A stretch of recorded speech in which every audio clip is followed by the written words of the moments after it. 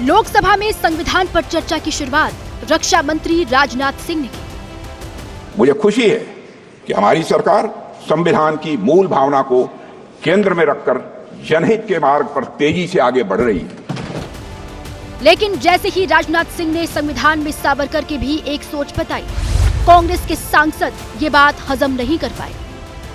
हमें याद रखना चाहिए कि पंडित मदन मोहन मालवीय, लाला लाजपत राय, सरदार भगत सिंह, वीर सावरकर और ऐसे कई महापुरुषों के विचारों ने हमारे संविधान की भावना को मजबूत और समृद्ध किया है। अध्यक्ष महोदय, शोर थमा तो लगा अब राजनाथ सिंह इमरजेंसी पर बोलेंगे, लेकिन इस पर बहुत कम बोले। रक्षा मंत्री का statement of the day Congress के बार बार संविधान की पॉकेट कॉपी लहराने पर था। विपक्ष के कई नेता संविधान की प्रति अपनी जेब में रखकर घूमते हैं। असल में उन्होंने बचपन से ही यही सीखा है। उन्होंने पीढ़ियों से अपने परिवार में संविधान को जेब में ही रखे थे। रक्षा मंत्री के बाद विपक्ष से पहली वक्ता प्रियंका गांधी वाड्रा थी। प्रियंका ने कहा, वो तो देश ने अकेले बहुमत नहीं दिया, वरना बीजेपी का पहला काम सत्ता में आते ही संविधान बदलने वाला होता। लैटरल एंट्री और निजीकरण के जरिए ये सरकार आरक्षण को कमजोर करने का काम कर रही है। आज जनता की मांग है कि जाति जनगणना हो। सत्ता पक्ष के मेरे साथी ने इसका जिक्र किया।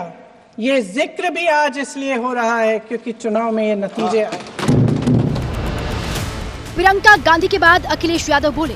अखिलेश का ज्यादा फोकस यूपी पर दिखा। उन्होंने संभल हिंसा पर बात की, जाति जनगणना और पीडीए को संविधान की भावना से जोड़ा। हमारे जैसे लोग और देश के कमजोर लोगों के लिए और खासकर पीडीए के लिए संविधान की रक्षा जन्म मरण का विषय है। अखिलेश यादव के बाद भी विपक्ष के और नेता बोले।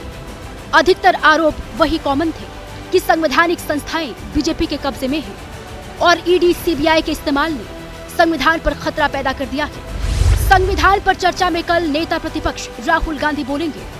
आखिर में प्रधानमंत्री नरेंद्र मोदी का जवाब होगा और राज्यसभा में संविधान पर चर्चा 16-17 दिसंबर को होगी। For exclusive and insightful videos, subscribe to our new channel ABP Live Premium.